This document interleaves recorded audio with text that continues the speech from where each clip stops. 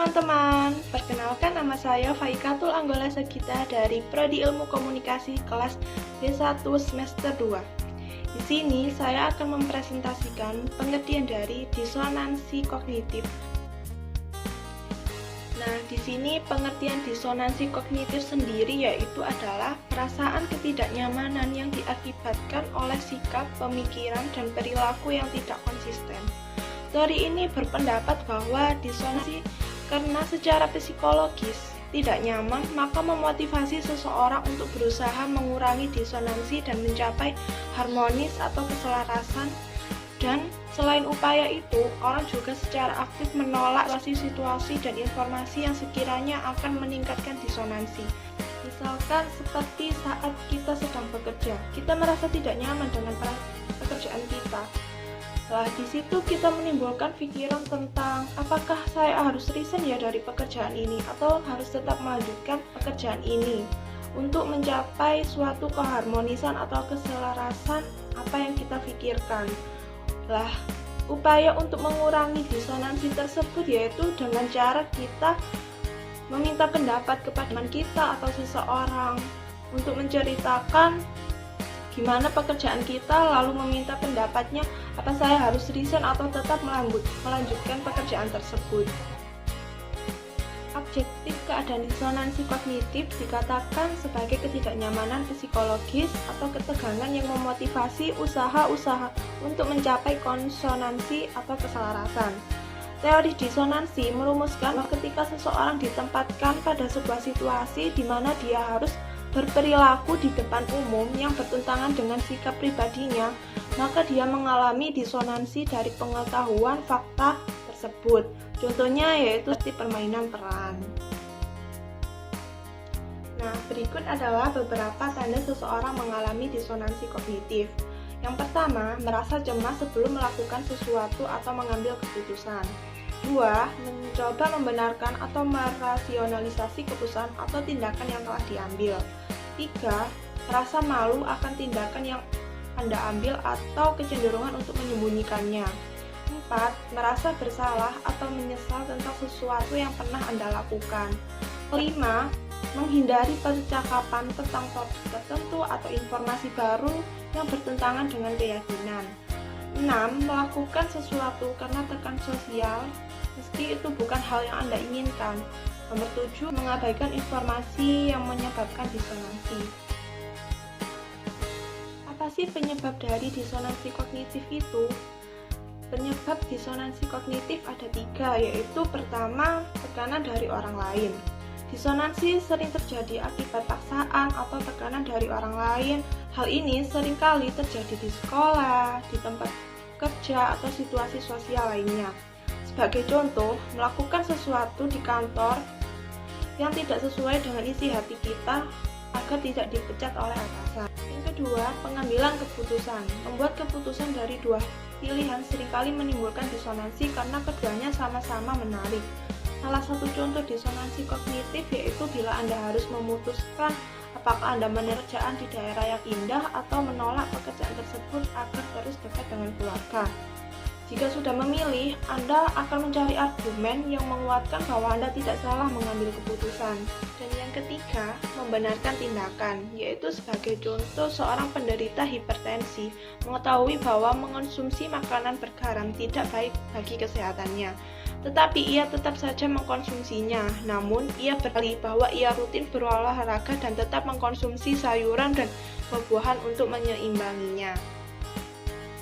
Dalam disonansi kognitif, elemen-elemen yang dipermasalahkan mungkin adalah yang pertama yaitu tidak relevan satu sama lain, yang kedua konsisten satu sama lain atau tidak konsisten satu sama lain yaitu disonan atau tidak harmonis. Nah, pengertian disonansi sendiri adalah ketidaknyamanan atau ketidakserasian. Konsonansi sendiri yaitu adalah keseimbangan atau keselarasan. Nah, hubungan disonan yakni adalah elemennya tidak seimbang antara satu dengan yang lainnya. Contoh, seorang penganut agama Katolik yang mendukung hak perempuan untuk memilih melakukan aborsi. Dalam kasus ini, keyakinan keagamaan orang itu berkonflik dengan keyakinan politiknya mengenai aborsi. Dua yaitu hubungan konsonan, yakni adalah dua elemen berada pada posisi seimbang antara satu sama lain. Contohnya, Anda yakin bahwa kesehatan dan kebugaran merupakan tujuan yang penting dan Anda berolahraga banyak 3-5 kali dalam seminggu. Maka keyakinan Anda mengenai kesehatan perilaku Anda memiliki hubungan yang konsonan antara satu sama lain. Nah, berikut tabel bagaimana proses disonansi itu terjadi. Yang pertama yaitu dari sikap, pemikiran, dan perilaku yang tidak konsisten berakibat pada dimulainya disonansi yaitu atau tidak keseimbangan. Yang lanjut pada rangsangan yang tidak menyenangkan pada diri kita sendiri dan perubahan yang menghilangkan inkonsistensi. Selanjutnya yaitu hubungan tidak relevan. Hubungan tidak relevan yakni ketika ada elemen-elemen yang tidak mengimplikasikan apapun mengenai satu sama lain. Ketika keyakinan merupakan sesuatu yang konsonan atau irrelevan, maka tidak terdapat ketidaknyamanan psikologis. Akan tetapi, jika keyakinan bersifat disonan, maka akan muncul ketidaknyamanan. Ketidaknyamanan disebabkan oleh disonansi atau mendorong terjadinya perubahan. Nah, berikut contoh hubungan yang tidak relevan. Misalnya, Aris Torres sedang merasa frustasi dan tidak nyaman dengan pekerjaannya sehingga ia menginginkan perubahan dan berpikir apakah dia akan resign dari pekerjaannya yang ia impikan dari dulu atau tetap melanjutkan bekerja dengan sesuai pekerjaannya. Ini merupakan titik di mana persuasi dapat terjadi. Teori ini menyatakan bahwa agar dapat menjadi persuasif, maka strategi harus berfokus pada inkonsistensi sembari menawarkan perilaku baru yang memperlihatkan konsistensi atau keseimbangan. Di sini ada cara mengatasi ketidakrelevanan. Selanjutnya, disonansi kognitif dapat memotivasi perilaku komunikasi saat melakukan persuasi kepada orang lainnya. Nah, persuasi sendiri itu artinya memujuk ya teman-teman. Dan saat orang berjuang untuk mengurangi disonansi kognitifnya tadi. Contoh, Ali Torres datang kepada temannya untuk berdiskusi mengenai keputusannya untuk resign dari pekerjaannya atau tetap melanjutkan bekerja. Ia mencari untuk mengurangi disonansinya, pembicaraannya dengan temannya, dan usaha untuk mempengaruhi dirinya sendiri merupakan bentuk contoh dari komunikasi yang digunakan untuk mengurangi disonansi tersebut. Ada 4 asumsi dari teori disonansi kognitif, yaitu pertama, manusia memiliki hasrat akan adanya konsistensi pada keyakinan, sikap, dan perilakunya. Menekankan sebuah model mengenai sifat dasar manusia mementingkan adanya stabilitas dan konsistensi. Teori disonansi kognitif menyatakan bahwa orang tidak akan menikmati inkonsistensi dalam pikiran dan keyakinan mereka dan sebaliknya, mereka mencari konsistensi. Yang kedua, disonansi diciptakan oleh inkonsistensi psikologis. Teori ini merujuk pada fakta bahwa kognisi harus tidak konsisten secara psikologis dibandingkan tidak konsisten secara logis satu dengan lainnya untuk menimbulkan disonansi kognitif. Yang ketiga, disonansi adalah perasaan tidak suka mendorong orang untuk melakukan tindakan dengan dampak yang dapat diukur. Teori ini menyatakan bahwa ketika orang mengalami inkonsistensi psikologis, disonansi yang tercipta menimbulkan perasaan tidak suka. Jadi orang tidak senang berada dalam keadaan disonansi. Yang keempat, disonansi akan mendorong usaha untuk memperoleh konsonansi dan usaha untuk mengurangi disonansi. Sebuah keadaan di mana memotivasi perilaku komunikasi saat orang melakukan persuasi kepada orang lainnya dan saat orang berjuang untuk mengurangi disonansi kognitifnya. Nah, berikut konsep dan proses disonansi kognitif. Contohnya, dalam konsep ini, skenario berikut menggambarkan situasi di mana disonansi berkembang. Jika Juan percaya bahwa hubungan harus penuh dengan keharmonisan kognisi, tetapi dia seringkali bertengkar dengan mitranya. Teori ini memprediksikan bahwa Juan akan menjadi tertekan dan menderita ketidaknyamanan untuk melakukan prediksi seberapa banyak ketidaknyamanan atau disonansi yang dijalani Juan. Mereka mengakui adanya konsep tingkat disonansi. Nah, tingkat disonansi sendiri yaitu memiliki pengertian jumlah kuantitatif disonansi yang dialami seseorang. Tingkat disonansi akan menentukan tindakan yang diambil seseorang dan kognisi mungkin ia gunakan untuk mengurangi disonansinya. Nah, rasio disonansi sendiri adalah faktor dalam menentukan tingkat disonansi, merupakan jumlah kognisi konsonan berbanding dengan disonan. Nah, berikut 3 faktor yang dapat mempengaruhi tingkat disonansi yang dirasakan seseorang. Yang pertama, tingkat kepentingan atau seberapa signifikan suatu masalah berpengaruh terhadap tingkat disonansi yang dirasakan.